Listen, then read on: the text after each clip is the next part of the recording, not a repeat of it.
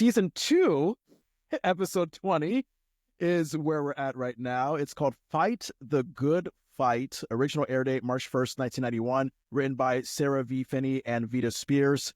Two wonderfully talented Black women.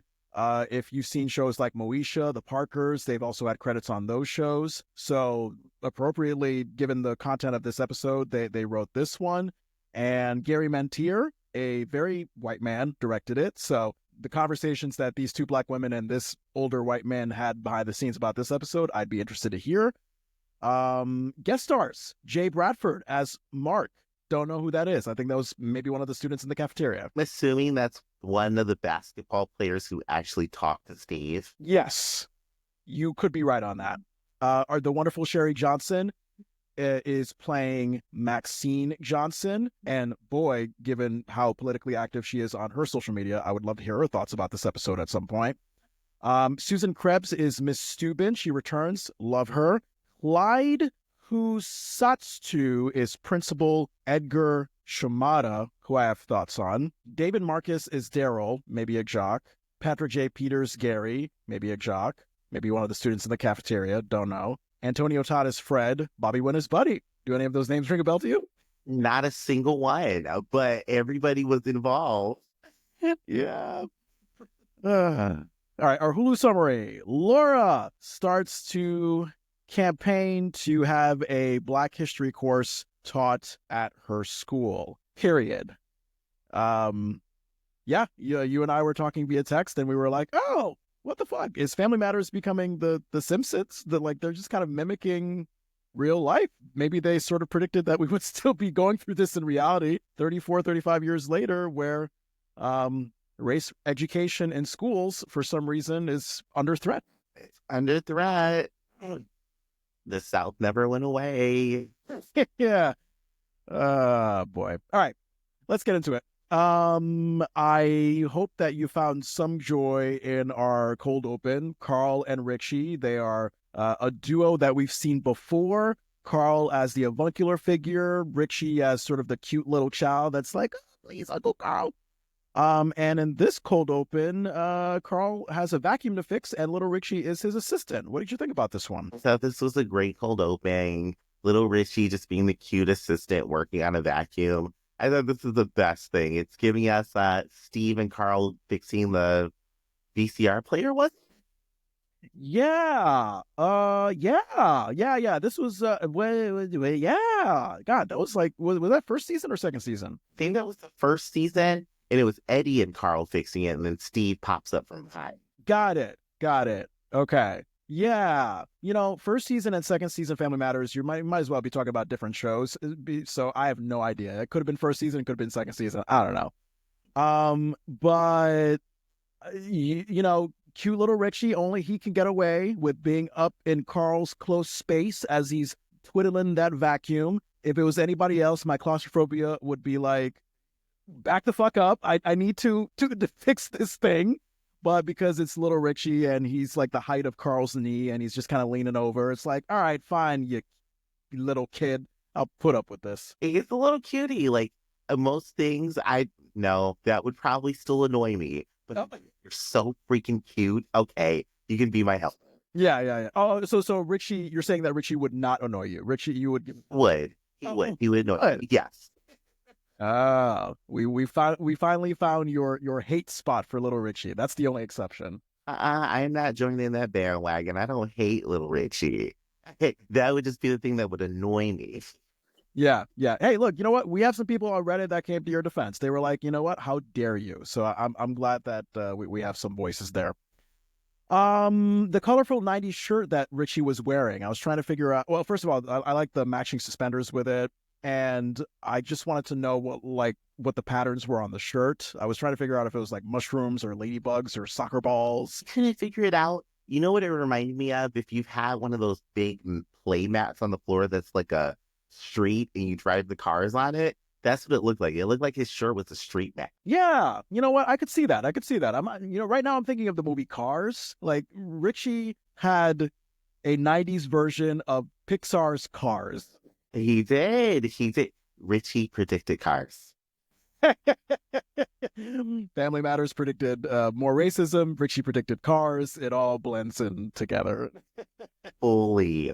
Yeah. And I love Carl and Richie. They're doing that man repair, and well, they're doing that repairman and assistant thing where like the guy Carl who's repairing the damn vacuum, he is asking his assistant stoically what he needs, and the assistant just repeats that to confirm the task at hand. Screwdriver, screwdriver, pliers, pliers, lollipop, lollipop.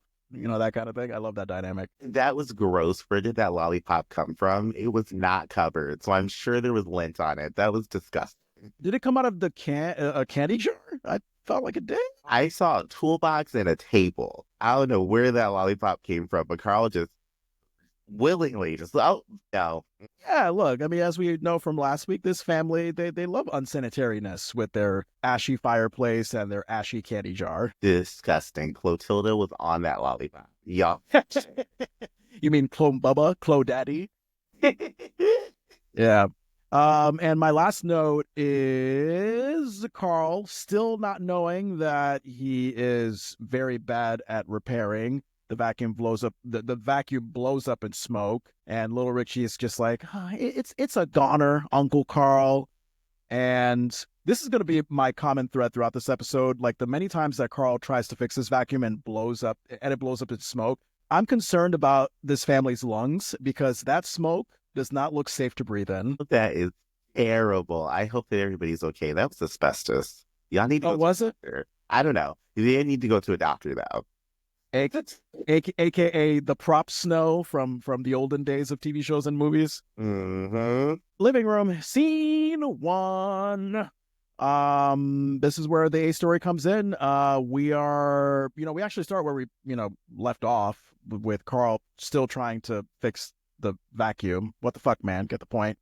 But now Mama Winslow and Harriet are there. Mama Winslow is knitting something. Harriet is doing whatever Harriet does. Laura is reading a book. And we get the confirmation that Laura is fascinated by Black history. Well, what's your thoughts about this first scene? This scene, okay. Carl fixing a vacuum is, if you have had a vacuum in the past, it's very expensive to get them fixed. So you'd always try to fix them at home, and it would always end badly. So that just kept reoccurring for me, and I'm like, oh my God, this is bringing up trauma. And the vacuum itself, I'm just like, oh my God, Carl, I know your pain. But what caught me first thing in this scene, Laura's reading a history book, and the title of the book, and mind you, it's 1991. The title of the book is Great Negroes, Past and Present. Okay, so I saw that Harriet was reading that book. Weren't Harriet and Laura reading two different books? Were they reading the same book? That book is Laura's textbook. Okay. Yeah, because I remember seeing that, and I was like, oh, Negro. Mm-hmm. As if anyone, are we still using that? Wait, go ahead. I'm like, what? Yeah.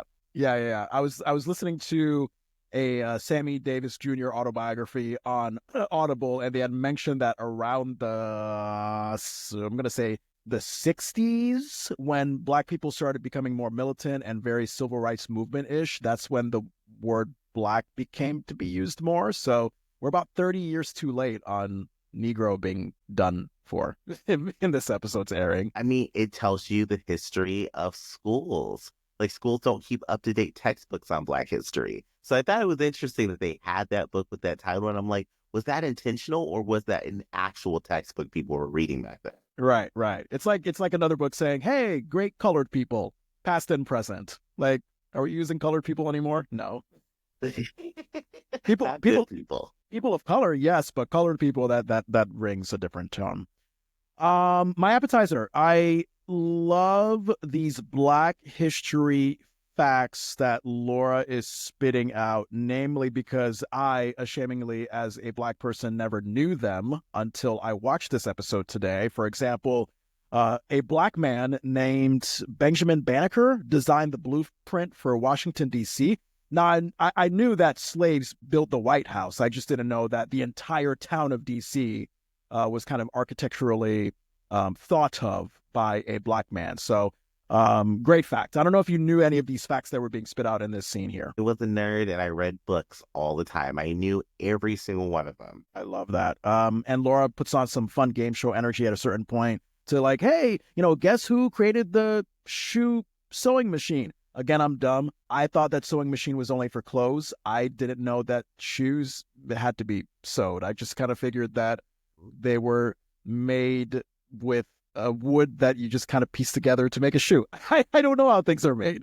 Hey, that's the type of shoe. I mean, shoes have everything. If you have a pair of dress shoes, they're stitched. Go take a look at them and you'll see the stitching right in your shoes. Okay, I will do that. Now, Mama Winslow correctly guesses that Jan, I think the last name is pronounced Matzelinger? Matzeliger? Massalinger. The subtitles had it spelled like Manslinger, Manslinger.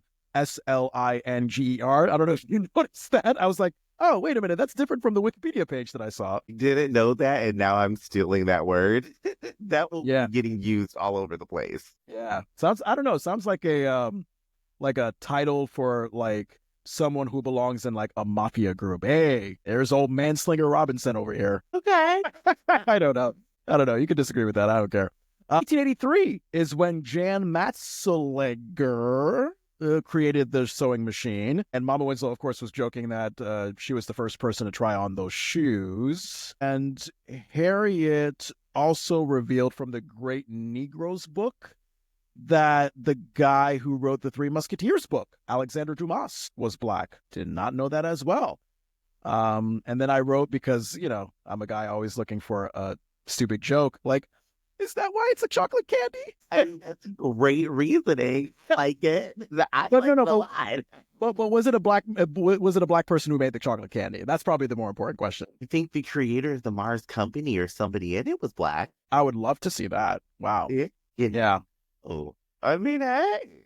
There you go. I don't know. So anyway, part of my main course kind of comes here where we get to the heart of the story, where Laura is wondering why there isn't a Black history class at her school when Black people have made significant contributions over the course of 300 years. And Carl suggests to Laura that she should do something about that. Laura says she will, and then she quietly sits down to continue reading, and Carl goes back to trying out the vacuum. That was a question mark, because I just figured that there would be a further buildup to Laura taking action, and the fact that it's like, well, hey, here's this important thing. All right, I'll do that, Dad. Book, vacuum joke. Let's continue on. It just, I don't know if you found that weird, or if it was just kind of a seamless transition to you. For me, it was like, okay, maybe she's going to think about it, because I did expect there to be a little more dialogue on it. But I was like, maybe she's just going to think about it while she reads. Yeah. Anyway, but we do go back to the vacuum blowing up in smoke. Carl, at this moment, I'm just noticing his all jean outfit. He's wearing a jean button down and jean pants. And I remember Jay Leno, I think he still does this. Jay Leno, former host of The Tonight Show, whenever he's like off stage, he always has that outfit. But is that, I mean, in your experience, have you seen Black dads or just any adult dad figure wearing that all jean outfit? I have. Typically, they're like Christian, because then the wife has like a jean dress, and it's like, oh, you go to church. Yeah. Oh God, the long jean dress. I haven't seen that shit since my third grade teacher's wife. And I went to a private Christian elementary school at the time. And I remember crystal clear, she was just this sullen face, wrinkly, older-ish white woman with a long jean dress. And she looked like she wanted to give you attitude every single day. But I'm like, oh, miserable. Those things are hot. I'm sure she did. But also it's like, oh, you're supposed to be maybe more positive, teaching me the Christian way. And you just kind of look like you're carrying the burden of a trailer park mother. I don't know. It was just really odd, that dynamic, because that's like the dad and the daughter, they were reasonably upbeat, and then the mom's just like, Jennifer Parker, you get down here now. Like, she just had that very moody Southern mother energy. I don't think you can be a happy Christian woman. I just don't think it's a thing, because no matter what, you have to deal with the fact that hell is one decision away for everybody in your life. And you're the one who has to keep this on the rails. Yeah, sorry. I forgot. religion hasn't been really kind to women. So yeah, yeah, you're right. Damn, it's really hard to find a happy religious woman. But hey, if you're a happy religious woman listening to our show, give us a call. Or don't, but I mean, don't convert us, but send us a message on our social media. I'd just like to hear you and blink twice if you need help. That's all. we got you covered. I still have love for you. The school cafeteria. What do you think about this scene as we start with Maxine and the disgusting brown mush that she's looking at as she's in line with Laura getting their lunch? Looks like what we feed our cats here at the house. It was just wet, disgusting mush. I just wrote questionable pie. I don't know what that was. It looked like an uncooked meat pie. Yeah. Well, I'm glad. I mean, calling it a pie, I think, is generous because a pie usually looks somewhat appealing with like the crust and everything like that. And this was what you would find inside a chicken pot pie if you didn't cook it that well. That's what I would say. You can see that because, yeah, it looked uncooked. It looked dry. This is like a prison pie. Like they're in prison. Oh, man. So your thoughts on this scene as Laura is trying to ramp up her Black History idea to apparently the entire cafeteria. So I love that Maxine and Laura are just having their little girl talk conversation. And Miss Steuben being the lunch moderator here was amazing. I felt so bad for her, but so happy she was there this entire time. She's part of my dessert. Her tired teacher energy and especially her dynamic with Steve, it was everything for me. In an otherwise heavy episode, Miss Steuben was just a laugh. She's screaming at the top of her lungs for the students to stop fighting or to stop food fighting at some point. And then we have Steve Urkel coming into the cafeteria with his, it seems like a formality at this point, with his studio audience round of applause. And it's almost like it's Laura's date, that episode, his intro last season, all over again, because here he is with his briefcase with the multiple pens in his titty pocket. When was the last time you saw Steve with a briefcase and multiple pens in his titty pocket? I feel like that was literally his intro last season. That might have been the last time. That was because I don't think he's had a briefcase with him any other time in this season. Yeah. Huh. And the confidence that Steve has is something that nerds can aspire to. I mean, the way he just cut in line in front of a guy who was clearly much taller than him to get lunch next to Laura, I was like, wow, okay. I'm like, that guy could have just clearly beat your ass up, but I don't know. The way you carry yourself, Steve, you're just like, no, I'm just going to come in and be creepy next to my darling dear. I mean, if I saw that food, I wouldn't be like, don't cut me. That's true. Yeah, that taller guy was just like, all right, yep, you could have more of that prison pie. I don't need it. I feel like he's like, let me see if he takes a bite, and if he survives it, then I'll try. Yeah. Yeah, he's just like, you know what, fine. You want to go ahead and be next to Laura and get that prison pie while you say, oh, hi, my little Jello mold to your darling there. Go ahead. Yep. Take that risk, Steve. Steve's a risk taker. He makes it. He makes it worth it because you don't know who's gonna lash out. Mm-hmm. And then going back to Miss Steuben, she's right by Urkel to get something in the lunch line, and Urkel is upbeat and is asking Steuben like, "Hey, Miss Steuben, what's good?" And Miss Steuben is just like, Summer's looking real good right now. She's ready. That is the feeling every teacher has. At some point throughout the year, they're like, Jesus Christ, get me out of here. But of course, Urkel is oblivious. He just doesn't get it. He's like, oh, Miss Steuben, you're a joke a year. Good one. Yeah. Think about my days interning in a school, and I'm like, yeah, you're the reason. Mm-hmm. Yeah, I mean, between her and whatever that male teacher was from the science project episode, you would think that being a high school teacher or a middle school teacher, just a teacher of kids around that age is just a death sentence. Yeah, it's purgatory. You are in purgatory at that point. Yeah, because the kids at that point, they're just rebellious, they're outrageous, they're unpredictable, they like to talk fresh. I mean, they think they're the hot shit. It's a lot. I mean, you and I were I mean, I was more of a quiet, well-behaved gentleman, but I think, weren't you the guy that always cut class, but yet, were too smart for the class? And I was quiet and well behaved.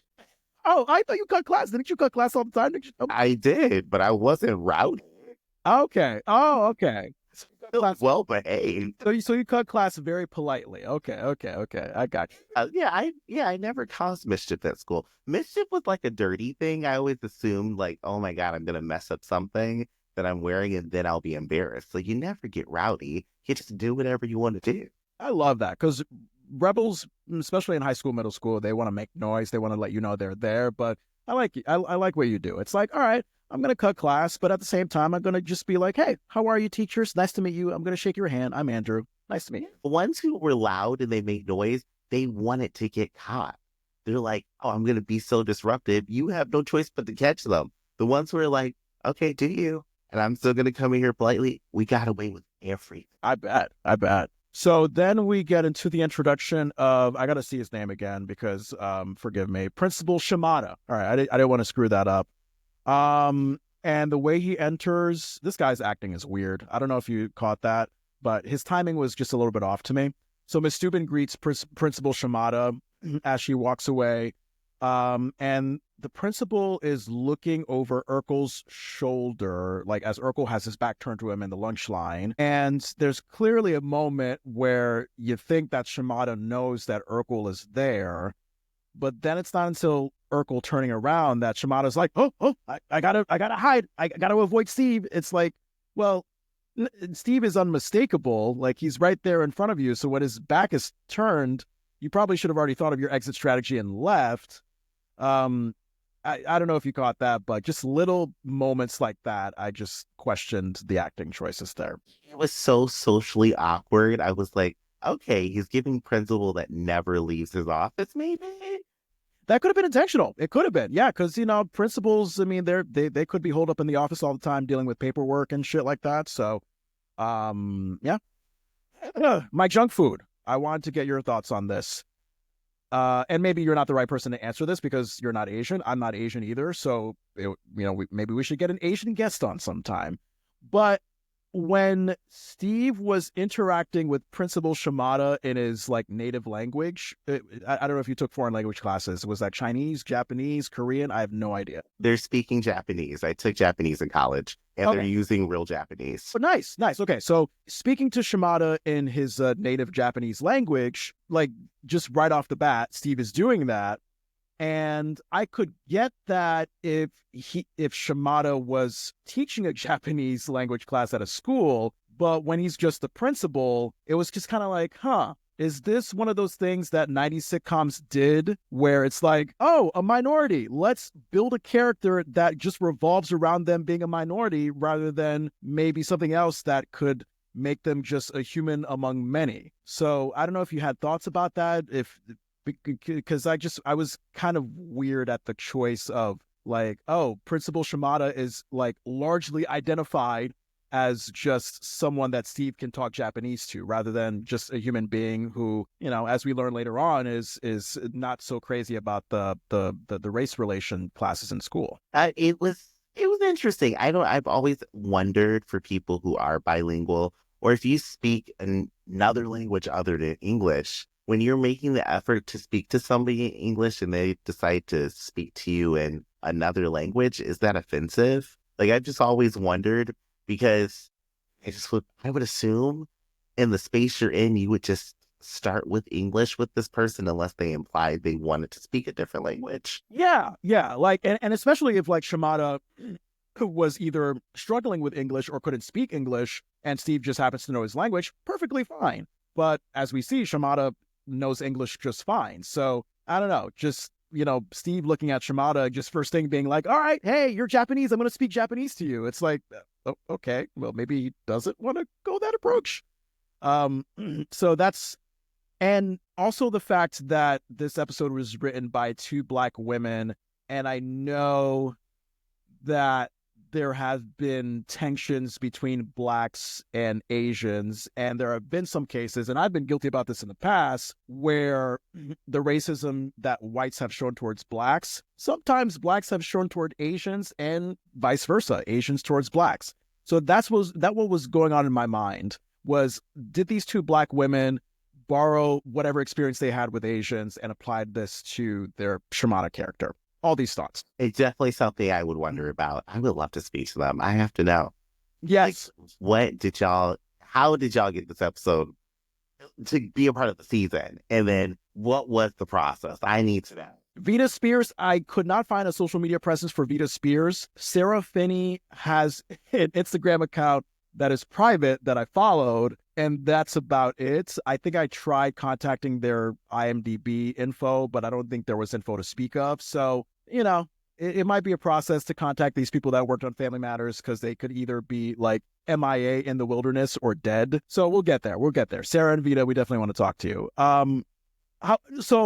Possible racism of the Shimada character aside, I did find it confusing and amusing, the Japanese dialogue between Steve and Shimada. If you remember from the subtitles in English, Steve was asking Shimada how the weather is lately in his neck of the woods. And Shimada was like, oh, the crops need moisture. And then Steve responds with upbeat enthusiasm, so does the meatloaf. And Shimada just walked away shaking his head like, this fucking kid. And so the part that got me about that is we didn't see a meatloaf in Laura's hand at the beginning of this scene. So that's what they're calling meatloaf. That fucking brown mush was supposed to be meatloaf. Yeah, just like how like the 90s were not good for Brussels sprouts and their reputation. I feel like that was the same with meatloaf. I remember meatloaf being a thing back in the day where it's like, oh God, like punishment. You got to eat your parents' meatloaf. And now, I mean, I've tasted meatloaf that was pretty good. But no, okay, you're giving that disgusted face. Is that because you're a vegan, or is it just because you've always had bad meatloaf? I'm a vegan, but I have had bad meatloaf. The two things I hate the most, meatloaf and spaghetti. I've had very bad versions of both. Oh, God, spaghetti could be great. I will say, though, that I think, ironically, even though I like meatloaf, the last time I had it, it was my mom's meatloaf, and she always made a great meatloaf with this sauce over it and mac and cheese. But I think I had eaten the meatloaf as leftovers when it was like way past due, and I had a bad reaction to it. So, word of advice to people who like meatloaf or want to try it: eat it when it's fresh. Yes. I mean, you could build your stomach strength. This could be a thing. Like eating a bunch of expired meatloaf, you could build a tolerance. Is that what you're saying? Yeah, I mean, it'd be like stomach training, because meatloaf, if I remember, it's been a while since I had meatloaf, but it's like a good amount of food. You could stretch that over days where like the bacteria builds up more. Damn. I see your logic. I see where you're going. Okay. Meatloaf, stomach health tolerance. Let's do that. Let's advocate for that. A funny Steve moment in this scene, he grabs a chair next to Maxine. Maxine says that she's saving this seat, and then Steve is just like, oh, how thoughtful, to indicate that he thought it was his seat, but Maxine is clearly saving it for somebody else. It's that like his situational awareness for Steve is a F in school, and it's so good to watch. Yeah. He takes Maxine's piece of clothing that she had on the chair and just puts it over her shoulder, like, okay, here you go. Here's my time to sit. God. And Steve is definitely obsessed with this doodah song. God, if I have to hear another variation of the doodah from Steve, I'm gonna go crazy. This time, he sings it in a way where he's like, oh, I'm getting ready for lunch, doodah. And of course, because he's weird, he pulls out a placemat with Laura's face on it. The picture of Laura on the placemat looks like an actor's headshot. I think they literally took Kelly Williams's actor headshot and just put it on the placemat. And then you have the utensils attached too. Well, like, what are you flabbergasted by? I have to rewind the episode and see that. I could not see what that picture was that was on. Oh, yeah. No, it's Laura. It's very much Laura. Steve's obsession is alive. And what did you think about Steve going for the jugular at Miss Steuben's looks? When he was very annoyed, so Miss Steuben was very annoyed by Steve singing, and she attempts to stay calm and lecture him about not singing anymore. And Steve is just like, well, a pleasant dining environment aids in digestion. And he says, like, oh, that kind of environment could help your complexion, which is looking on the sallow side. I didn't know what to think of it, and I didn't laugh until Steuben squeezed the orange. I was like, oh, yes, she wants to strangle him. Was it an orange? I thought it was grapefruit. Is there a difference? Yeah. Well, yes, if you look at the inside, but on the outside, you could be fooled. All together now. Yeah. My first time hearing the word sallow, by the way, it means unhealthy yellow or pale brown color. I mean, Miss Steuben, yeah, she's a little bit on the pale white side, but damn, Steve, you didn't have to say that she looked ugly as sin. I mean, can't you be punished for, like, if you're a student and calling a teacher, like, very pale in complexion? I think you could. And I think she was more just like, okay, that was an impressive word choice there. Yeah. But yeah, as you mentioned, I mean, that grapefruit / orange, great physical comedy from Susan and Miss Steuben. She holds her fruit, her orangey fruit, to Steve like it's a stress ball that she's about to pop, and then she does, like, she unintentionally squeezes the orange / grapefruit, and the juices just pour all over the floor by her, and she's just like, oh God, how am I gonna? She gives that facial expression like, how what am I gonna do now? I can see her frustration. If I lost that much vitamin C, I would be bad too. Yeah, only Steve could do that. And Steve is actually bringing back some pandemic memories in me because, Laura announces her Black History plan to the cafeteria. And Steve is just like, oh, is this the plan you were talking about as I was trailing behind you within our mutually agreed distance of 20 feet? And it just made me think of, like, oh, yeah, 6 feet social distance, 20 feet farther away. I immediately thought of a restraining order joke. I was like screaming. I'm like, this is good.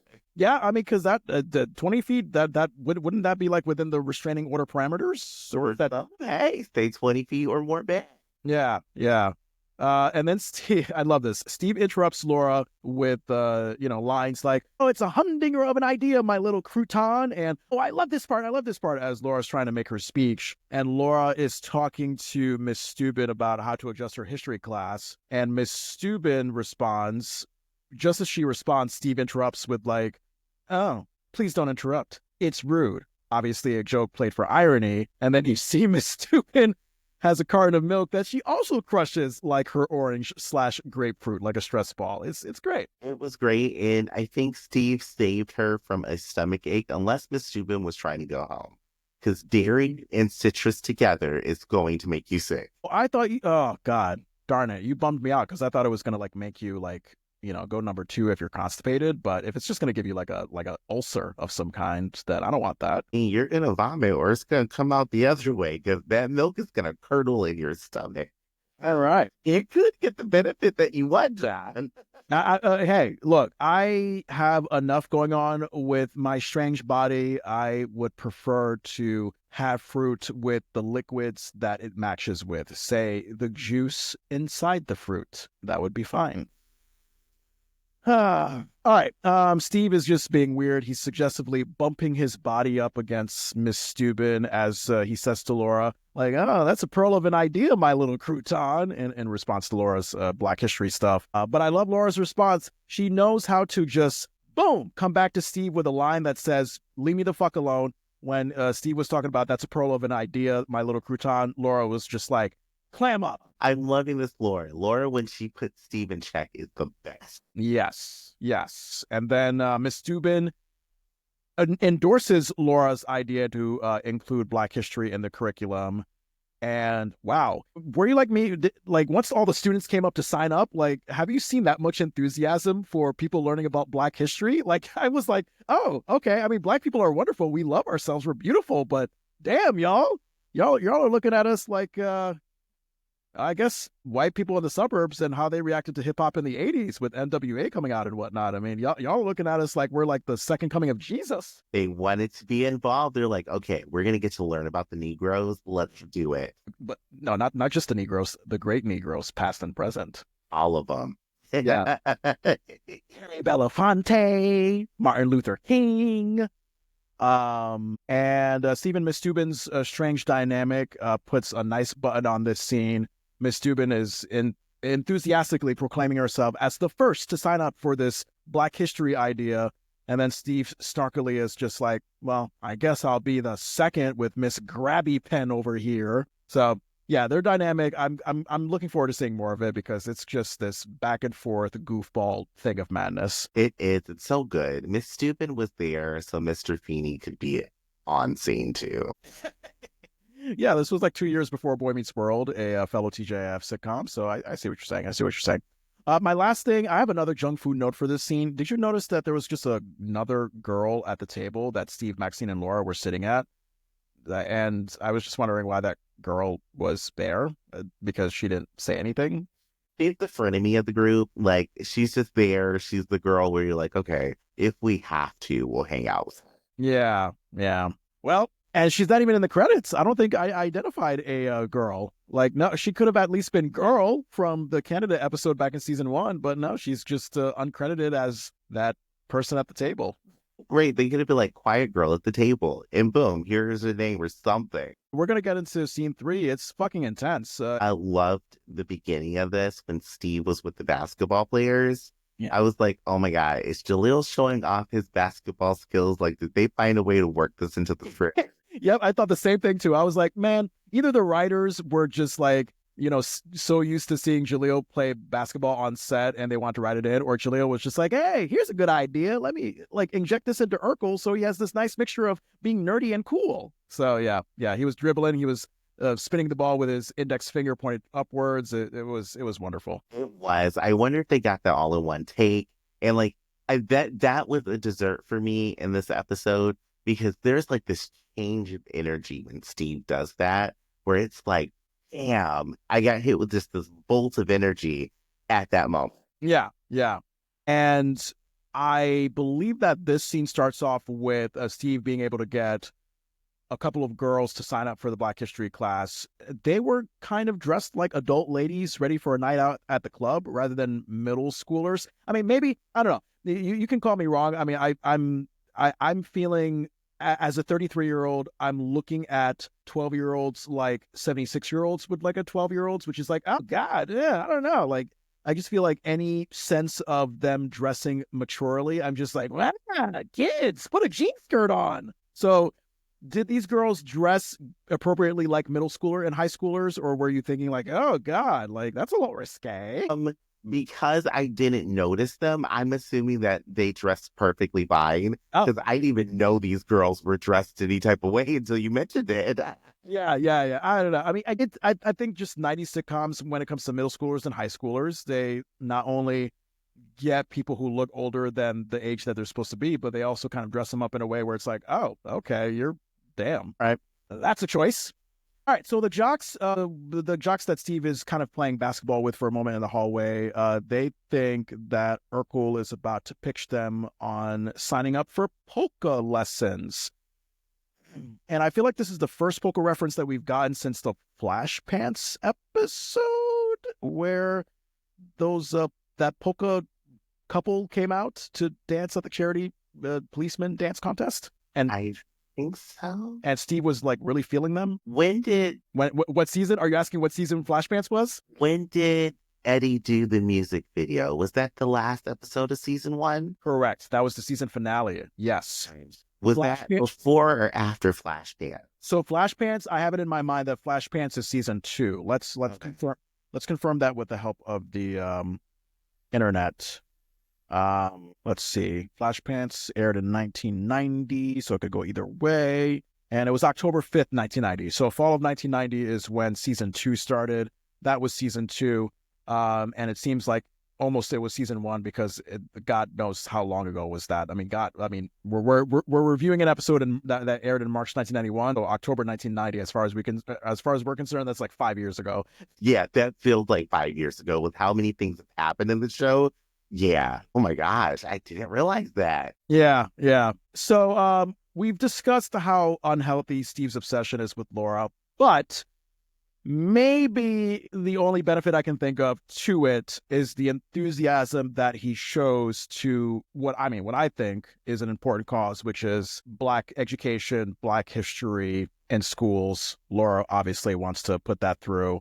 But owing to Steve, it's not without a moment of clumsy comedy. I think Steve was talking to the jocks about how he's going to set his sights. Oh, no, I think this is when the jocks left and Steve was telling Laura that he was like, oh, I got the basketball team to sign up and now I'm going to get the swim team to sign up and now I got to learn a backstroke. And then he like physically mimics a backstroke and then Steve ends up literally backing into students. They all drop down like dominoes. And the poor student at the back with his big science project that he's holding, he falls down to the ground with his project. His project gets ruined.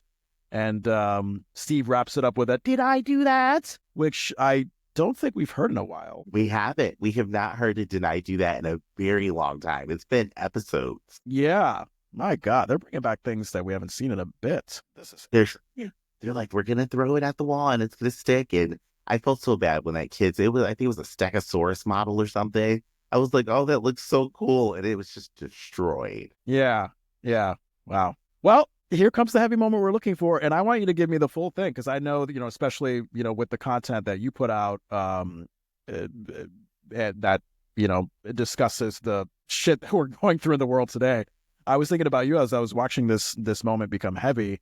The racist response to Laura's Black History class idea that we could kind of see coming. Laura notices her locker is open. She finds a piece of paper with a note that reads, if you want your Black History class, go back to Africa. A moment that I would have found perfectly poignant. I'm not even saying that word right. Poignant? Poignant. Mm-hmm. Sidney Poitier. Poignant. You got it. You see, I'm ruining the moment with my bad pronunciation, but this is part of my junk food.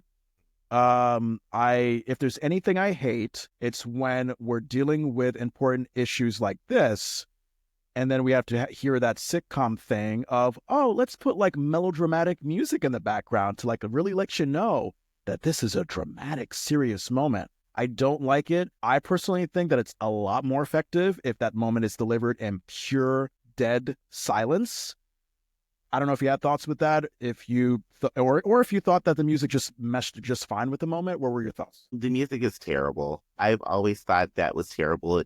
It gives that after school special feel, and you're just like, oh. And this wasn't an moment, especially because we get with a hard R written on Laura's locker. Yes. Like, why are we playing this cheesy music? Right? And by the way, oh shit, that's the moment that I'm talking to you about earlier that I wasn't expecting. I kind of was thinking like, okay, yeah, the note with the go back to Africa thing. It's like, okay. But motherfucker, this is a broadly reached network television sitcom. Family Matters is surrounded by white shows. I mean, it has the music, just the tone of it. I mean, they have an all white staff, and for them to just like not even blur it out, it's just right there, spelled in black marker, fittingly enough, on Laura's locker. Now Steve dramatically crumpling up the paper with the go back to Africa note and just dropping it onto the floor as dramatically as he did. I mean, that was a little bit much. That you didn't really need that much heaviness to it, Jaleel. But yeah, I mean, God, that N-word, I was like, oh, okay. Woof. We're going there now. No way you can go back from that. I mean, one of the things that I think just through my life of growing up watching television, especially live television in the 90s, it seemed like it was more easily acceptable to get on air than a curse word. And I'm saying that because in episodes of different shows where I've seen where characters have been called the N-word, it's like, damn, they just said that. And they're like, ooh, yeah, this is a bad, heavy topic. But they didn't start saying shit on television until about 10 years later. Right. So it's just always been one of those things that's interesting. I am happy that they went there for whatever value it did provide to the show. So it's far more realistic because we know that this happens. So I'm happy that it was there. I'm happy that they didn't shy away from it. And I'm happy that nobody tried to like cover it up fast. Like Laura closes the locker, we see the word, and then somebody immediately stands in front.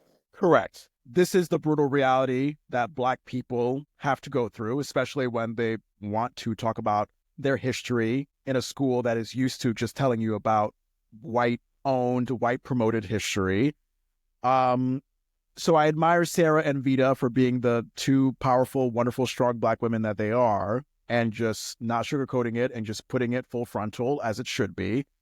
That's part of my main course. Another part of the main course, and we'll get to this when we get to it, you know, it's a complicated issue, this topic of race and race education in schools. And, unfortunately, when you're trying to convey that message in a 22-minute network television family sitcom, you do run the risk of making a simple solution out of a very complicated, layered problem. And that's what I felt what happened as we got further into it. So I'm really curious about your thoughts as we get into, I believe, scene 4. Yeah, because scene 4 is when we get the Winslow adults involved into this matter.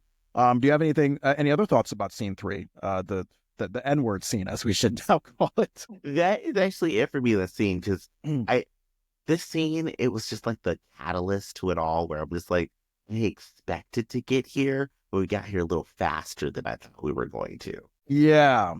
So in the living room for scene 4, God, they are really in love with that Leroy's Fire drama music that we heard at the season premiere, because they use it again as we transition to the night exterior of the Winslow house. And Carl, understandably, he's rocked to his core. He's pacing in frustration in the living room, assumingly because he knows, what would happen to Laura. And then we have a solemn Harriet coming downstairs with a tray of dinner and a glass of milk to probably indicate that Laura doesn't have an appetite. Harriet was trying to be maternal and be like, hey, have something to eat. But, Laura, she's understandably very traumatized.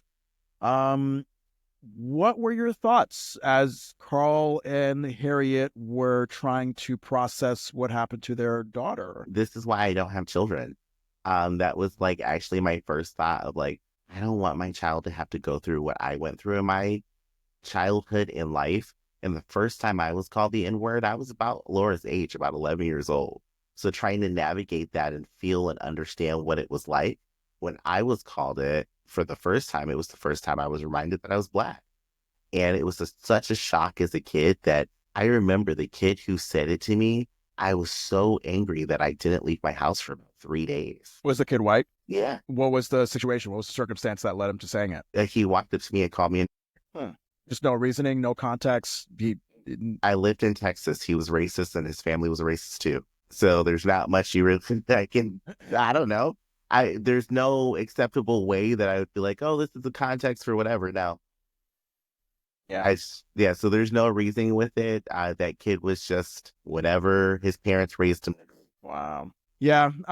My relationship with the N-word is, it's something. I think the introduction to it was through Black history, whatever I had learned about it. And then I do recall a moment in time where we had some like white neighbors that were around me and my sister's age where we were kids, and we heard some rumblings that they didn't want to play with us because of our race. So that set in the fact that that like, oh wow, I'm different, okay. And then I actually started hearing the N-word more primarily amongst our own, because, as I shifted from a private Christian elementary school where that stuff, you would never hear that because it's very like pure and Christian and whatnot, even though there were a lot of Southern white people that you would think would say that kind of thing, they just did not. Once I moved into the public school system, and it was a lot more diverse, and I was hanging around with, people of color like myself. You know how it is. I mean, in urban hip hop culture, we now use that word casually, like we're saying like, hey, homie, hey, friend. So I was just beginning to just take that all in. And I never really spoke up and said, oh, I'm really uncomfortable with that word, because obviously when you're that age, 11, 12 years old, 13 years old, whatever, you're just trying to fit in and you're trying to not to be the uncool kid. So I just kind of took it in, but I never adopted it. I never said anything about it. I never responded with like, hey, N-word. Like, so it's just, yeah, it's a word that I am aware of from both sides. I'm aware of how people of color have owned it and made it their thing. I'm certainly aware of how white people have used it against us. I'm certainly aware of how white people have used it thinking that they're using it in the context of hip hop culture, and that's okay. But then it's like, no, it's still kind of problematic that you're using it. So it's quite a word. It's quite a word, especially nowadays. It's quite a word. It's a word. I mean, I think because I just have lived my life hearing slurs about me 24/7, a lot more of my anger that I would have it when I was younger or uncomfortableness has faded. I'm just so used to it. I mean, once you've gotten called and working for the police, which is one of my experiences by a police officer, it's kind of like, so I'm just never going to be good enough in any space. So it doesn't matter to me anymore. So it kind of sucks when you hear it, but now for me, at least for the most part, I've become desensitized to it. I mean, I'm called one every day on TikTok. So. Yeah. And I would imagine that at this point, given the experiences that you've had, I could see you sort of like looking at it as like, oh, you poor thing. Like, you really think that's gonna hurt me and bring me down? Like now, even though living in Vermont, which is very white and can become very Trump country, depending on where you are, I live in, I kind of think fearfully in my mind, like, oh, is this white person that's going to come up to me going to use the N-word behind my back or whatever? Like, I do think about these things. But then I also think about how I respond to it. Like, oh, and I think I would respond like, okay, that's sad. Come on, really? I think now at this point in my life, yes, I have friends who say the N-word, and there's one side of it when it's coming from a friend, I'm like, oh, bitch, okay, whatever. And then when I hear somebody use it to try and insult me, I'm like, oh, you're so dumb. Yeah. And it's like, you want to like try to talk with them, but you're like, I'm pretty sure the big words I'm going to use are going to confuse you. So you're probably just going to go home and fuck your mother again. But that's how I kind of look at those people now, because I'm like, there's a whole lexicon of language out here to insult somebody, and you're using one of the most basic insults that you can think of because you're not intelligent enough to express yourself. So now I do kind of feel this sadness for people where I'm just like, oh, you're still not awake. Okay. And we go back to scene 4. Carl is angrily asking what is being taught at Laura's school. He's like, oh, what are they teaching the 3 R's, reading, writing, and racism? Now, in very heavy, serious, dramatic moments, I tend to just kind of default to humor, like as a defense mechanism. And at that moment, I was just like, just the irony of like Carl, like thinking that writing starts with an R. It was like, oh yeah, you're talking about education and writing. I mean, I get what he was trying to do, but it was just like, oh, that's weird. Like maybe there was another way to express that point so wonderfully. It was an interesting thing, and I just took it. I was like, he's just a mad dad, and they just throw anything together when they're mad. Oh yeah, yes, we know that all too well. Carl is very frustrated that his daughter has been hurt this way, and he cannot do anything about it. But I wonder if him and Harriet like filed a complaint with what's his name? Shimada. Yeah. I wonder if they like complained to Shimada or the school board about this, like, because that would seem like the logical step to take, just short of beating the shit out of whoever wrote on the locker. What do you think? Do you think they might have done that or no? I think that this is supposed to be implied through what we see in the show, that they did try to take some action with the school, but like in most cases where this would happen, it was swept under the rug. Got it. Well, darn.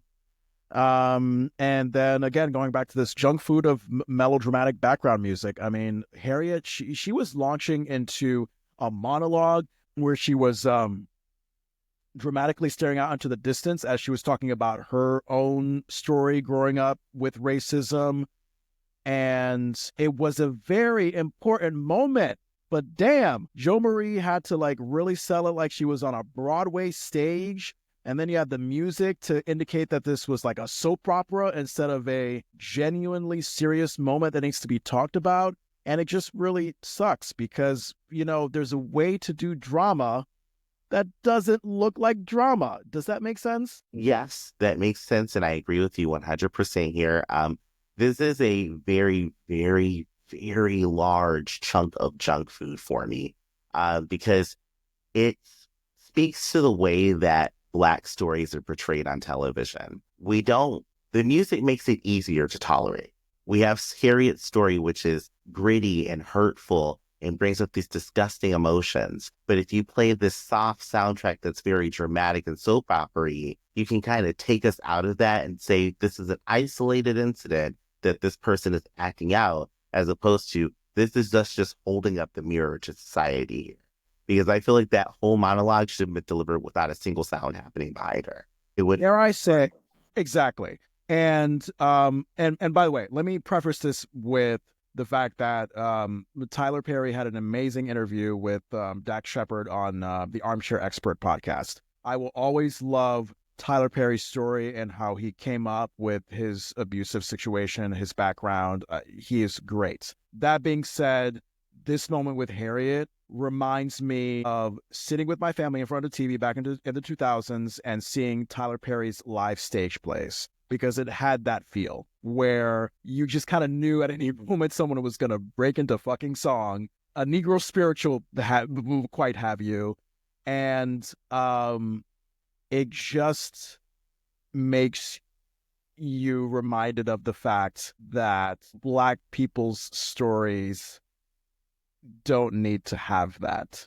The way, like, I don't know, I think of like white stories in the media, like, I don't know, The Godfather, just take your pick. A lot of these white dramas that you see out there where it's just effectively told without any of that melodramatic nonsense, like the music and whatever. It's just people having conversations in deaf, uncomfortable silence like you would have in real life. And I just wish that Black content can just lean more into that. Just like say what you need to say. Don't need to put some jazz on it. Don't need to put some, piano or whatever on it. Just tell your story and the audience will be with you. They'll be uncomfortable, and that uncomfortable can lead to a wide range of emotions that could make whatever you're trying to say a lot more powerful. That's just my thoughts. I agree. I really agree. I feel like this music was something that they were required to put in because of what this episode was. I don't think that the two women who wrote this episode would have had that music in there if it was their choice. Yeah. You know what? You have a good point. I think the white Gary Mentier, the all-white writing staff, maybe they were like, I don't know, they were seeing like a production of A Raisin in the Sun or whatever Black shit that they saw back in the day with like Sidney Poitier or James Earl Jones. They were just like, we need that. Because when Black people talk about racism, it has to be delivered like it's like this big, big trauma rather than just simply a serious issue that just we can talk about like any other conversation. Right. They always wanted to be like, oh, it was so long ago and all this happened. No, it happened fucking yesterday. Yeah. We are okay with having that conversation. We can have a conversation without like, belting out, I have a dream. Like we don't need to do that. We can just talk. Yes. Scene 5, we are back in the living room again. And Jesus Christ, I mean, Laura comes home from school. She looks emotionally distraught. And Carl and Harriet are wondering what's wrong. And Laura is revealing that the Black and white kids are not speaking to each other and they're calling each other names as a result of the aftermath of this whole Black history education thing. I was just thinking West Side Story. I was like, Jesus Christ, there's a race war happening in the school. Like just, it was becoming intense. But what did you think about this scene? Because, here comes Mama Winslow, just like the quilt. She steps in and gives some grandmotherly wisdom, I believe, in this scene. So what did you think about her occupying that role again with Laura? I actually personally love this. It's very relatable in this moment. The first time I experienced what it was to racism with me, the person who spoke to me was an older woman that really helped me process those emotions right after it happened. And I was like, okay, I like this scene. Yeah, I love Estelle. I think she's the right person given her experience coming up in the civil rights era and whatnot and the Jim Crow laws and all that stuff. I think that she was the right person to deliver what she delivered to Laura. But this is the example that I'm talking about where I think they're trying to simplify a very complicated problem. So Laura, understandably, she's just wishing that she did not propose Black history to the curriculum. And I get that because I'm just putting myself in Laura's shoes. Like when you're her age and you want to make a difference, like you tend to see the world through like these optimistic rose-colored glasses. Like, yeah, I want to do this. I'm passionate about it and it's going to be great. People are going to love me. It's going to make change. Like, and then when it backfires the way it did, I can only imagine that that trauma will be carried on Laura's shoulders for a while. So before we get into the intense Mama Winslow and Laura conversation, thank God Estelle provides some much needed comic relief when she was asking Laura if she like minds that her old grandmother talked to her. Laura is like, "Oh, grandma, you're not old." And then Estelle is just like, "Good answer." It was a good little moment. And I heard laughter from the studio audience, and I was like, "Oh, that's nice." I feel like I haven't heard it for a while because you know how it is. I mean, we've been seeing Family Matters become goofy for the most part, and then this moment happens where I think, oddly enough, I mean, has it been this heavy since The Quilt? No, it hasn't. I mean, for the first time, we're back in Family Matters. Like, this is a Family Matters episode. It didn't feel like the Steve Urkel show today. Continuity issue, I think. When Mama Winslow starts to tell Laura a story about a town she lived in, the town that had the library for whites only, Laura had a tear on her face when the camera cut to her that I did not see like just a moment ago. Did you notice that? So the teardrop changes throughout the scene. It goes from a teardrop to a smear to like this smudge. I don't know what they were doing, but somebody just needed to wipe that off her face. It was a caterpillar in scene 1. It was a butterfly in scene 2. It just grows and grows and grows like a fungus. And the next thing we know, the living room's flooded with water. It was the weirdest thing ever. Ew, fungus water in the living room. I don't want that. All right. So Mama Winslow talks about the town that she lived in. It has a library for whites only. And Mama Winslow was just like, fuck it. I want to learn about books. I don't care if it's a whites only library. She tells Laura about how she just took a chance, went in, was pushed out by a white librarian and told to never come back the first time. But Mama Winslow kept coming back day after day for months, despite being stared at and spat at. I'm surprised more was not done. I was thinking like, oh, that's all they did? Because I just feel like, given how racism was back then, that it would have been like fucking law enforcement would have been called, that Estelle would have been beaten to death. But yeah, stared at, spat at. And Mama Winslow just came back. And what did you think about the way she wrapped up the story where this same racist white librarian shook his head, gave her a library card, and then from that day on, everybody could use the library? So I was like, oh, okay. So Estelle solved racism by just being very persistent? Which, I mean, I guess in a certain way, you could get progress done that way, but I think just the specific way Estelle told it, it was just like, oh, I went to the library, they kicked me out, I went in a second time, third time, fourth time, and okay, I guess they decided that it didn't matter if I was black. I got a library card. That's how I read it, but because of your positive reception of this scene, I'm wondering if you read it that way or just didn't think much of it. I read it the exact same way. This scene itself, the feeling of it is what I like. Mama Winslow's story is junk food. I feel like this is the whitewashing of the history of somebody who experienced racism. It felt like it was a very cleansed story of what could have happened to Mama Winslow, where it's like, oh, I was the nice, peaceful Negro and I kept going back. And as opposed to, no, these people beat the crap out of me. I was probably assaulted more than people would even know. Who knows if there was another black person there with me? This didn't just happen one day. He's like, oh, the sad little colored girl, she's wet. Let me let her read a book. This is one of those concessions that makes me wonder, did they have to give up something to get this episode to be a part of the season? Because it doesn't make sense. You know what? I like what you say about this story has been whitewashed, because now that I think about it, more could have happened to Mama Winslow. She probably was beaten to a fucking pulp and law enforcement was called and whatever. But I don't know if it was a decision in part from Sarah and Vita, or they were told at this by the top via Gary or the creators, William Bickley and Michael Warren.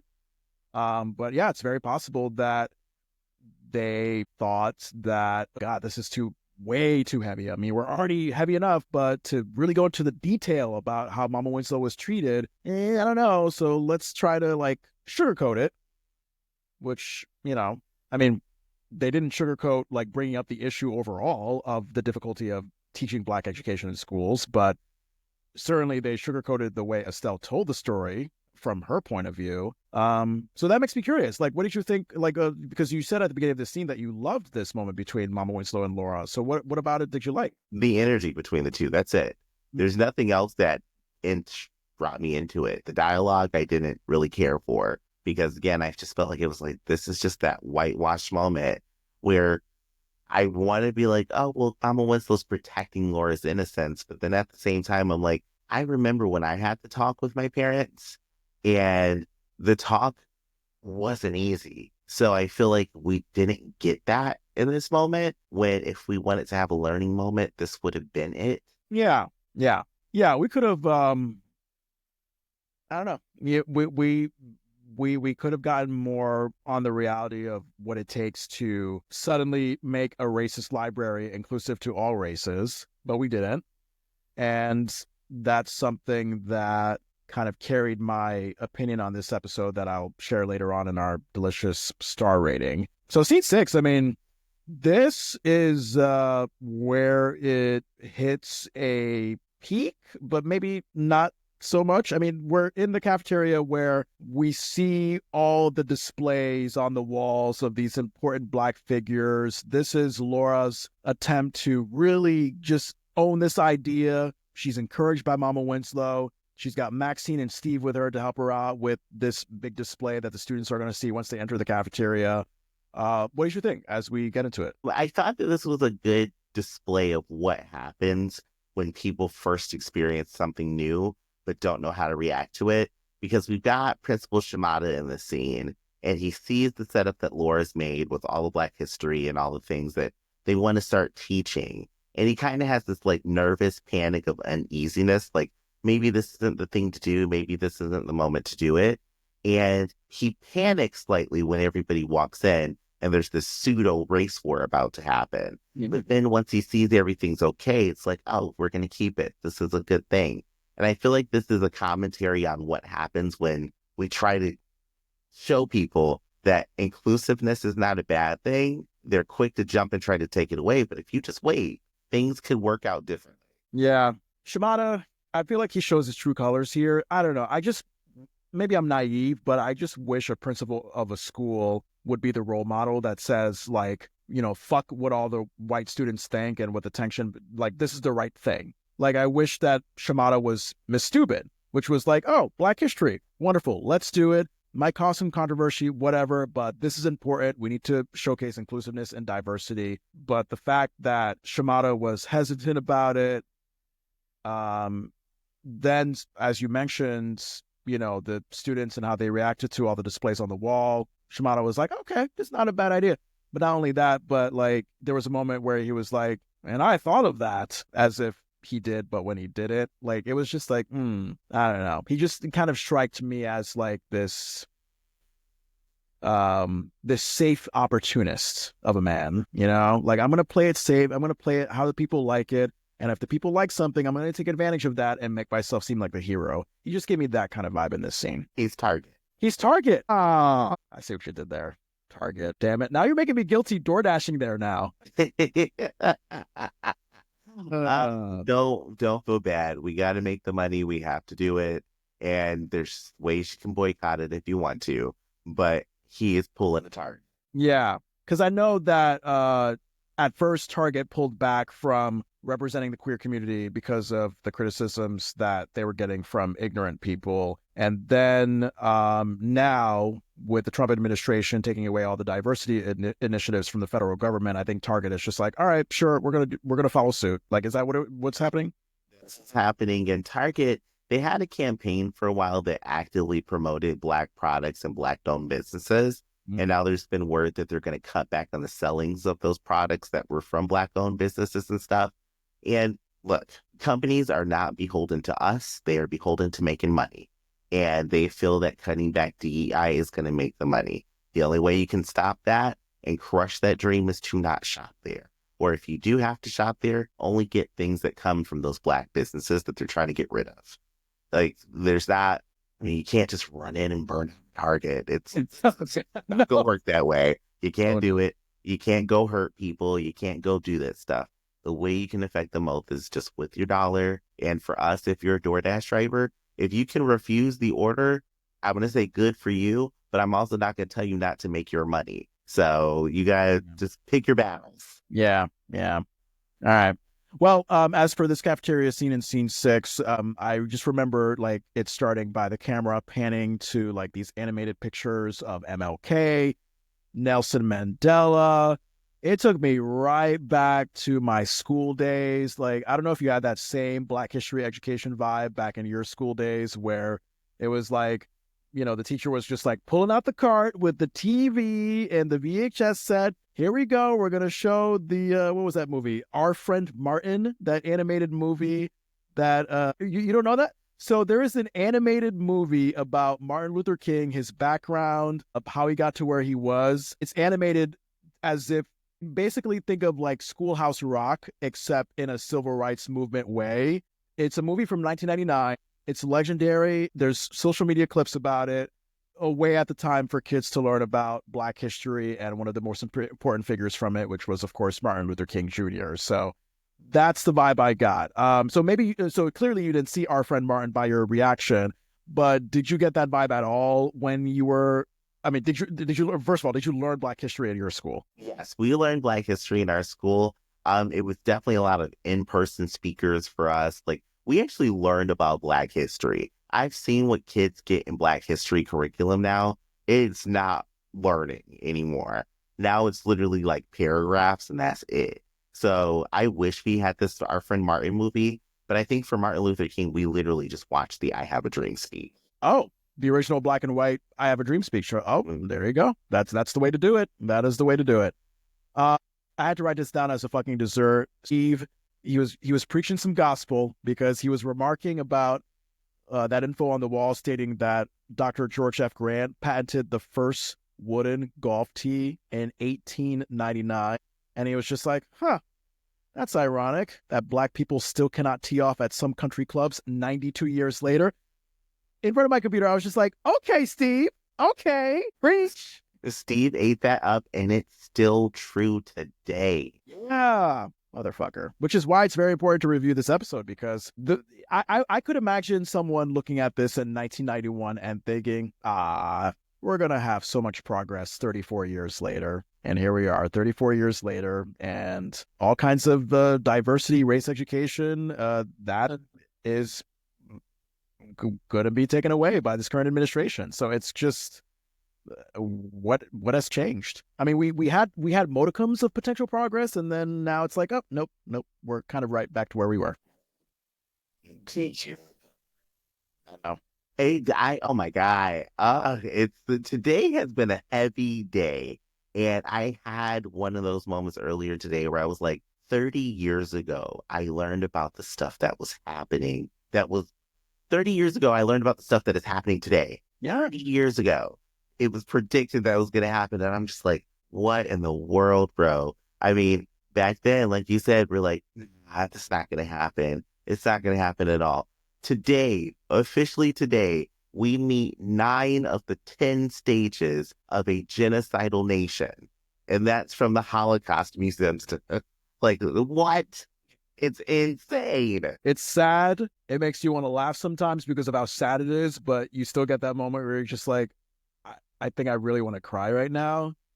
I literally don't know how you do content about this stuff because, I mean, I know personally the way my mental health just kind of swings all over the place depending on the day, that I wouldn't be able to handle it because I'm just, it's a struggle for me to process all of it. Like, wow, like it's really a threat to learn about Black history, which is arguably more American history than white history because we have a lot to do with how this country was founded and built. It's just like, all I can do is just sit back and see what's happening and ask, like, who hurt you? Why? Like, why? What does learning things do to hurt you? It's doing the content that I do. If some days I want to burst into tears crying. Yeah. Like, wow. I searched the internet and things that I never thought would happen are happening. But the thing about it, it's so big It's so big because this apparatus was in place before we were even thought of, me and you. Yeah. They knew what they wanted to do and they just had to play the long game. And we're just seeing them getting closer to their goal. The elimination of Black history started when Black history entered the curriculum for school. The day that they started teaching about Black history, there was a group of people who was like, okay, how can we chop this up and get it down to so small that we don't have to worry about it anymore?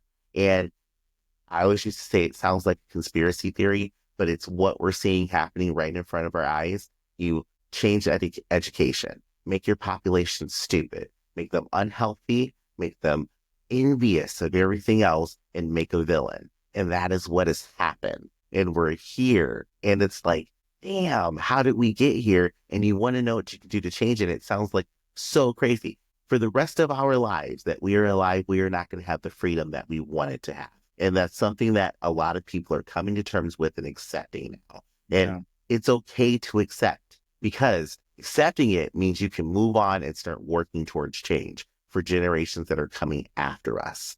And I think once we get past that shock and that fear of like, well, okay, my life has definitely changed forever, then we can focus on getting better and getting back to something good, as opposed to like where we are now.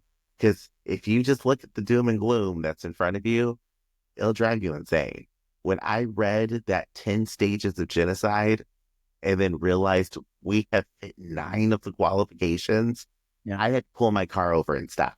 I just had to stop. I was like, what?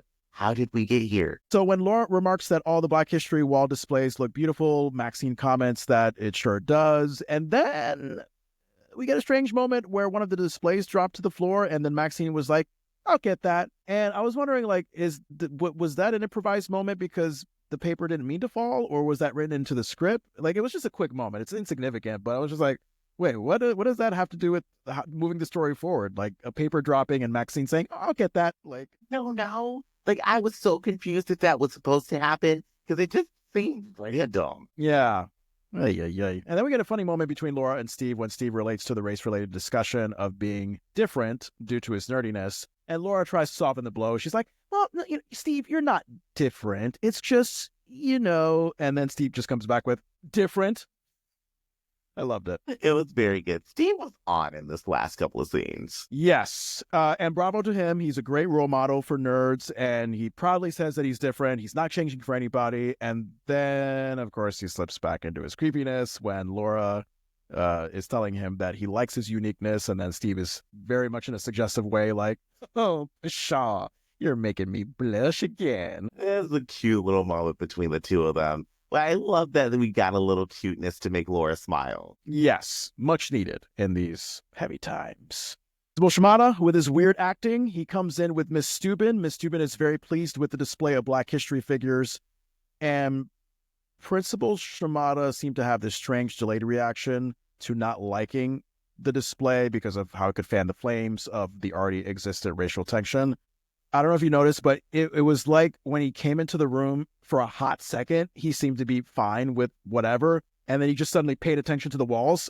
Like, wait, no, this is not right. Odd. Yeah, it was odd. He was definitely channeling his inner, like, do I support this or do I wait till everybody says they don't like it and then pretend I didn't like it all along? Yeah. The bell rings, and that signals that the students are coming into the cafeteria. They're ready for...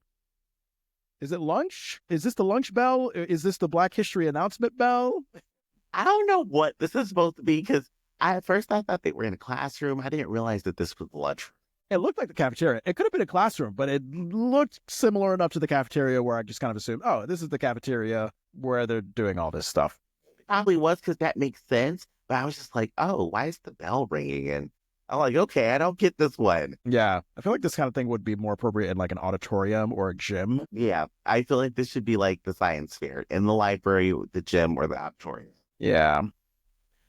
I found it strange this moment. As students are coming in, we see a black and white student. They're like close together as they approach the same table, and it seems like things are fine. But then all of a sudden, just like Shimada, they just have this random realized moment of like, oh, you look different than me. I hate you. I'm going to walk away from you now. Yes, this is the pseudo race war. But hey, you know, we have a glimmer of racial harmony hope when a black jock is fascinated by the black person displayed on the wall who invented the stoplight. And I guess the person next to him passes for white. He kind of looked, was he white? I think he was white. I mean, Okay, was there only one white person in this episode? no. I mean, there was the white person next to that black kid as they approached the table very awkwardly. And then there was that kid that I just mentioned that had this thing of black hair where I was thinking like maybe he's Asian white adjacent, like maybe he's like Italian. I mean, and Italians are white, but I'm thinking when I think white, I think like, oh, just like standard, boring, dull, I was gonna say Appalachian, not Appalachian, Caucasian, like just standard Christian white Caucasian. But I guess white people are from the Appalachians, so yes, Appalachian Caucasian. Okay, Like JD Vance white is what I'm thinking when I think of a white person. white person with eyeliner. That's the modern white guy. That is the modern white guy. I'm going to talk about how women and people of color are not welcome, and I'm also going to wear eyeliner. That is bro culture for you now. That is, and blame DEI for Including a plane crash that had nothing to do with DEI at all. exactly. I mean, I stubbed my toe today. Die. Exactly. My feet are cold, and even though it's really cold outside during this time of year, God damn it, because of diversity, I can no longer be warm. The damn DEI snow. Yeah, seriously. All right. So the person who passes for white, next to the black person who remarked about the stoplight inventor, he was just like, "Whoa, I didn't know there were so many black inventors." And I think he said it in a very genuine, innocent tone. And then someone else is being fascinated by the person on the wall who like created the first open heart surgery. Was I the only one wondering why we had two black students in a row showing a specific fascination to these historical facts, but yet there was only one white person and all they could say was, oh, wow, a lot of black inventors. You know what I mean? Like maybe I was thinking too much into it, but I just found it interesting that the people that seemed to show a specificity of what they learned that really helps the episode were black people. And we're not trying to reach the black people. We're trying to reach the ignorant white folk. And if all the ignorant white folk can say is like, oh, a bunch of black people invented something. It's like, well, name an inventor. Name something about a black figure that you like. Like, it was just the black people that just said that the stoplight, oh, the open heart surgery. Does that make sense? You know, it does because I think it's, I'm probably thinking too much into it, but I feel like this is a commentary on society, this boy's reaction, where that's what happens during Black History Month. It's kind of like, oh my God, this black person did this black person did that. And then when March comes around, it's like, black people invent stuff. Girl, get on my face. Yeah.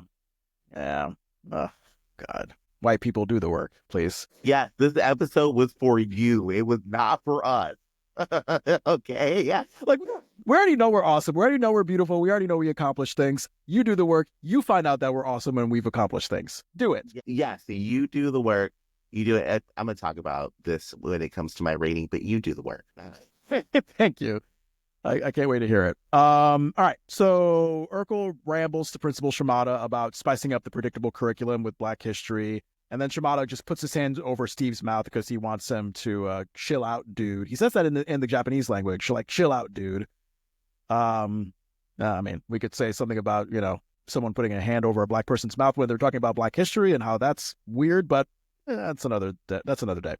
Principal Shimada comes around to the idea of Black history in school. And now him and Steve are having random and inappropriate dialogue in Shimada's Japanese language about how he should ask Miss Steuben out to a movie. They do these like creepy suggestive, like, yeah, dude, surfer hand motions. And I was like, oh, no. After Black history and also like Shimada, you're a superior. That's a imbalanced power dynamic. Like what? There's so many things wrong here. Like, it's like this episode, I don't understand. It's like we're being slingshot from like Black history, sadness, to inappropriate conversations with children back and forth. And it's like you can't find a middle ground. Now, was it Steve that suggested to Shimano, like, oh, hey, I think Miss Dubin likes you. Take her out to a movie. I think Steve started with that suggestion. Yeah, not surprising because Steve is just creepy and doesn't know proper dynamics between people. What are your thoughts about the fact that we did not see like some sort of disciplined action with whoever wrote the N-word and the note at Laura's locker? Do you think that should have happened, or were you fine with how things resolved itself? I do think that there should have been some indication that there were consequences for this action. But then again, and I'm going to keep going back to the same point, I feel like it's a commentary on what happens. I want to know, of our listeners that are Black, have you had this experience where you've dealt with a racist situation, overtly racist, people witnessed it, you try to get it taken care of, and it kind of just gets brushed under the rug to get a consequence out of what happened? Yeah, please reach out to us and let us know. thedeliciousrecap@gmail.com. Didn't you say that we are listened to a lot by white men over 60 or just men over 60? Over 60. White men, I don't know. And if a lot of white men listen, I am going to ask why. Is there a fetishization of Black men in their 30s talking about family matters? I just wonder, like what brought you here? It's not saying that you can't be here, but Right. No, what brought you here? Yeah. They look like very articulate, well-spoken boys. And if you say articulate, I am going to find a way to ban you. Yeah. My guys, I don't know how I can block people on Spotify, but I'm going to figure it out just for you. Scene 7, pretty simple resolution. I mean, we kind of get a mix of what I think is sort of a B story, a very small one at that. Carl is still trying to fix this damn vacuum. She is still his assistant, send the tools to him. Mama Winslow is reading a book. Harriet is braiding Judy's hair.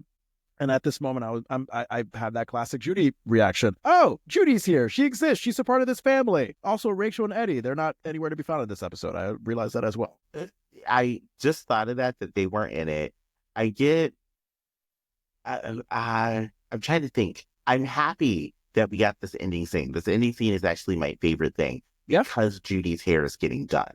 And I think it just sends that statement that a Black girl is getting her hair done in the living room with the family. I mean, if you have girl people in your family, if you have women in your family, they probably have experience. God, I feel like that's something that like incel men would say, the girl people. Yes, the girl people. The girl species. Ugh. Those fucking vagina heads. That's exactly what they would say. Oh boy. As they're in their mom's basement with cookie crumbs on their lap. Oh, what, the cookie crumbs on the lap, the mom's basement? Like what's all of it together, like that basement, I feel like you go down there and you don't know how you're coming back out. It's gonna smell like Velveeta down there. That's sick. Yeah, you're right. Velveeta, like there's like authentic like Black homemade cheese, and then there's Velveeta. Like that is an insult that you would have to fight for. If someone was like, "You smell like Velveeta," like you would have to fight. That is a very specific smell. All right. Yeah. What did you think about how this resolved itself? With Laura telling her family the good news about how her Black History class was received. Like, what did you think about it? I mean, I like that we got this little wrap up. It was nice and happy to end on a happier, lighter moment. I do love that they have to call back that Mama Winslow is expressing her love of reading after what she's gone through. Carl and Richie are still working on this vacuum, which in my notes, it just says that damn vacuum because it's just hilarious. As a B story, somehow it works. I don't know how to put my finger on it, but somehow as a B story, this vacuum works. I don't know if it's hard to describe it as a story because like, I feel like for it to be a story, it would have to be fleshed out enough where it could like last a scene on its own. And I feel like the vacuum part is just like those bits of comic relief to just kind of simmer you down from the heaviness of the Laura race topic. So yeah, interesting that it looks like it could be a B story, but then it's like, but is it a fully B story or is it just a B comic relief? Oh, I like that. A little B comic relief. Yeah. All right. So Richie is handing Carl his tools instead of a lollipop at the end after giving him the pliers and the whatnot. Richie offers Carl a Tootsie Roll. And all I was thinking was, how much time it took to unwrap all those Tootsie Rolls and put it in a jar, because I've never seen a Tootsie Roll start off unwrapped, like become unwrapped from beginning to end. Like I've always seen, like someone hands me a Tootsie Roll, it's usually wrapped, and then to have someone just be like, okay, the Tootsie Rolls, got them from the grocery store. Let's unwrap. Let's unwrap. Let's unwrap. Let's put them all in the jar so you can just easily like take it from the jar. You know. I have a lot of questions. Uh-oh. To anybody who eats a Tootsie Roll, what is wrong with you? Oh no, you don't like them? They are gross. I think they are the most disgusting thing in the world. Yeah, I mean, there's a reason why I think me and my sister played a prank where we dropped one in the toilet, and then we told our mom, like, why didn't you fucking flush? You just came out the bathroom. You took a shit. Why didn't you flush? And she was just not having it. I mean, it's hilarious, but they look like poop. I just, like, if you, I just, they just look like poop. I can't eat that. Very tiny poops. I mean, I wouldn't say like they're the best chocolate. I used to eat them back in the day, and I mean, they're definitely a hard chew. I mean, you think Bazooka's a hard chew? Tootsie Roll is like right up there. I think I would say Tootsie Roll is the chocolate bazooka. You got to watch out for your teeth whenever you chew those things, because they could be a piece of work. I've never swallowed a Tootsie Roll. I think I've only tasted one, and I just was like, this isn't for me. Yeah, that's probably the day I realized I was gay. This just wasn't for me. Yeah, straight people in their relationship with the Tootsie Rolls, it's quite something. The Tootsie Pops I think the Tootsie Pops were okay. You know, that commercial where they say like, oh, how many licks does it take to get to to the center of a Tootsie? 1, 2, 3. And then they have the sound effect to mimic you swallowing the Tootsie Roll. I used to love that commercial so much. Even still, it made me try a Tootsie Pop. And I was like, this is even worse. Oh, no. You didn't even at least like the lollipoppy flavor on the outside of the chocolate? No, because it tasted like the Tootsie Roll. Like that was man. Like, oh, no.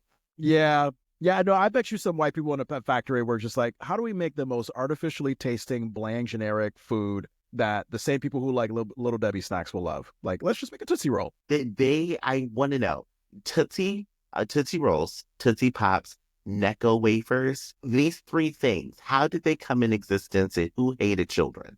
I need to know. Because those things are dangerous for your teeth and none of them taste good to me. And if you remember, ironically, you know, we're talking about the Tootsie Roll and how it could have been invented by white people. Also one of the most iconic hip-hop black dances back in the day. Remember that Tootsie Roll song? Yeah. I do. That was a good song. Now, was that in response to the fact that maybe black people loved Tootsie Roll back in the 90s? Like they loved the Tootsie Roll candy? Or they just wanted to make or maybe they want to make lemonade out of lemons? You know what? I love the Tootsie Roll dance. It's great. Y'all go listen to Tootsie Roll. Go listen to it, and I guarantee you will be dancing in your car. And if you don't know how to do the Tootsie Roll, do the electric slide to it, because it still works.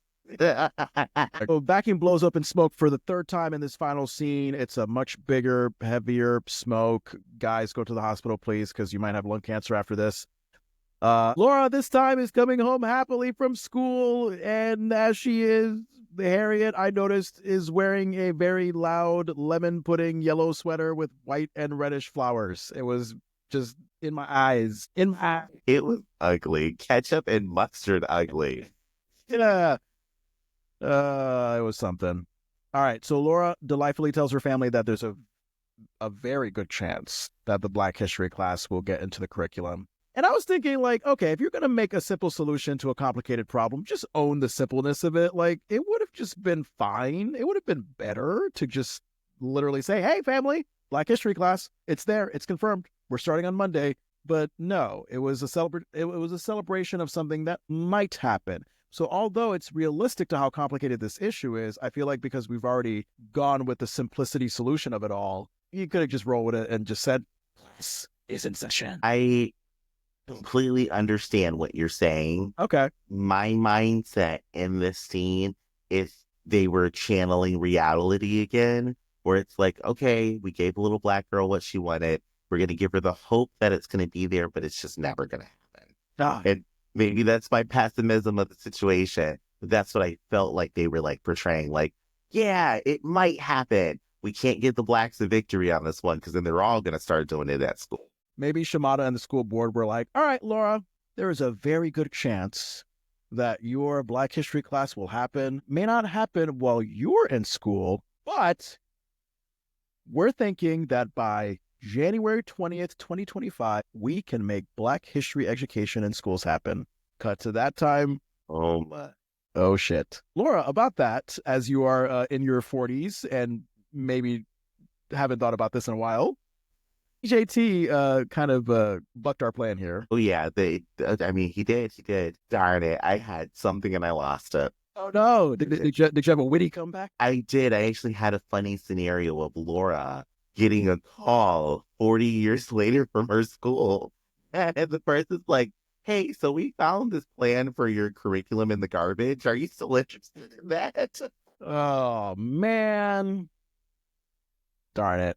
And Chicago, I mean, Chicago has had some racial tensions. I mean, it's definitely one of those cities. I think I would put it up there with Boston where like some shit can happen. So wouldn't be surprised. I wouldn't be surprised either. And I mean, it's America. America has a racist. Did you notice that Laura is wearing a very multicolored African culture top? Yeah, and they got her little kente cloth. No, I'm not sure if that's kente cloth. I'm just calling it that right now, y'all. But she had her little dashiki on and she was ready. Like Kinta, Kinta Kunta. What's that? What's LeVar Burton's character's name in Kente? What's Kente?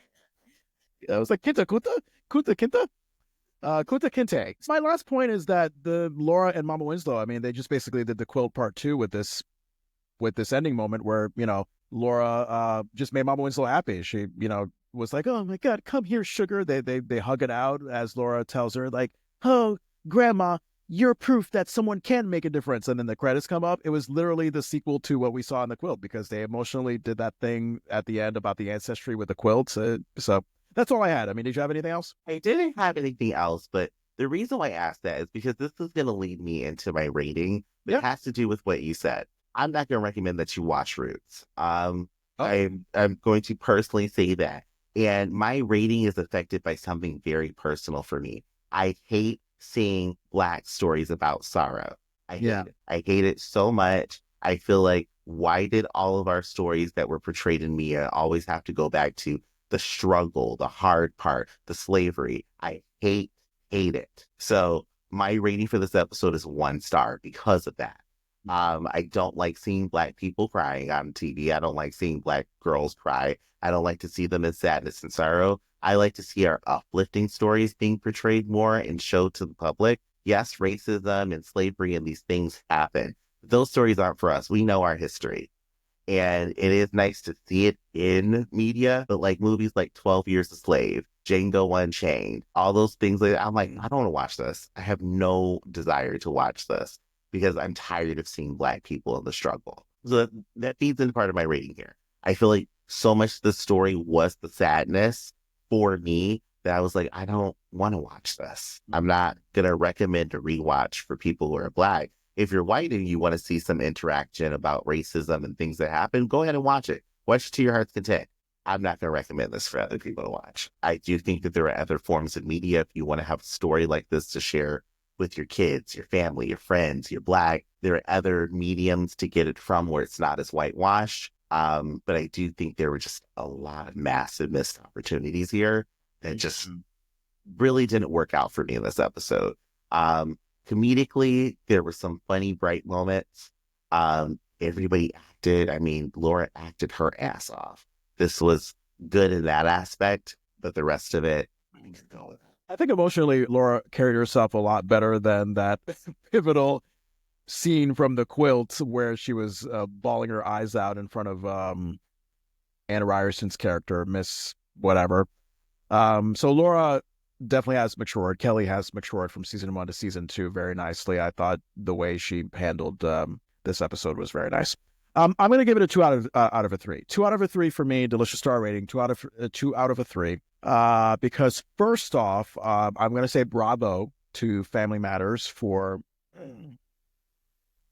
maybe being the only broad network television TGIF sitcom at the time to tackle race, because I think they would be the ones in the position to do that. I don't think you're going to see Full House tackle something about Black people, because there isn't any on Full House. Stay like friends. With the exception of guest stars, I know that Steve Urkel guest starred on an episode of Full House. We have to find that at some point.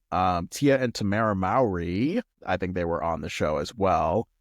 But I think that a 2 out of 3 is warranted for this episode, because the fact that they were brave enough to bring up this very difficult issue of racism and race education at schools. We're unfortunately still struggling with it 34 years later, but they brought it up at the time. They didn't have to. They could have kept things light and hokey and Urkelfied, but they decided to take a detour, and that was a choice. So I'm glad that they put in the effort within the confines of family-friendly network television to say, okay, yes, Full House may be behind us. Yes, Perfect Strangers may be ahead of us. These all very white shows that are all hunky-dory, but we're going to talk.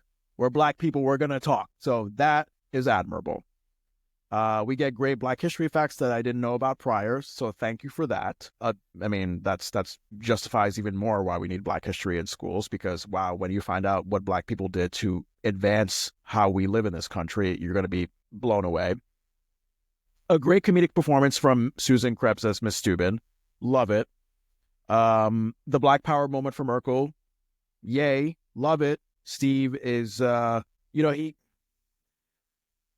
seen criticism that portrays Steve as sort of like an Uncle Tom of Black characters in sitcoms. Like, oh yeah, he's that Black character that white people could feel easy around. And I could see some context to that argument, but I don't know. I think maybe I'm biased as a Family Matters fan. I just see him more as a different, unique, funny specimen of a human being. All these layers to himself. He definitely needs work, but I feel like his uniqueness shines more, and I'm willing to see it from that perspective rather than whatever his Black critics might see it as. So I think that the episode could have more accurately reflected how complicated an issue it is to put race education in schools. I've already mentioned that. The melodramatic music, that sitcom trope, we definitely could have done without that in this kind of episode. We could have seen some disciplinary action for the white person that called Laura at her locker and was sight unseen. What a coward you are. You're like the internet, basically. A precursor to the internet, right? Am I right?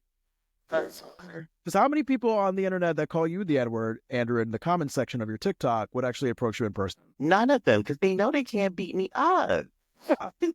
All y'all know you can't. And the thing about it is they hide behind bot accounts. Oh, yeah. Yeah.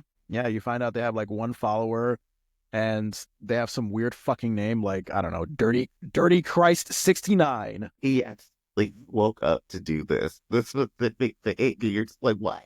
Yeah. Tootsie Roll Pudding, 75. Ew. This is disgusting. If you thought Tootsie Roll was bad as a solid thing, imagine it as a pudding. Ugh.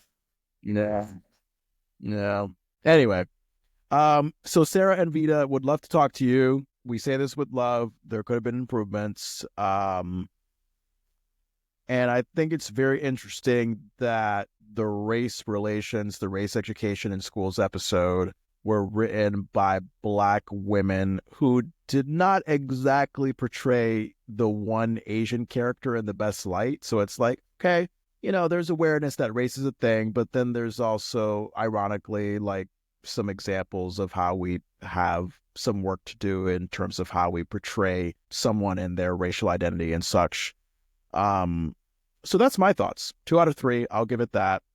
And what are your thoughts, Delicious? We relate this episode so much to the quilt, and I think oddly enough, that's the last time we had a heavy discussion like this. I really don't think we've had another heavy episode since then, so I'm glad we had it. Maybe y'all have some opinions. thedeliciousrecap@gmail.com. We would love to hear from you.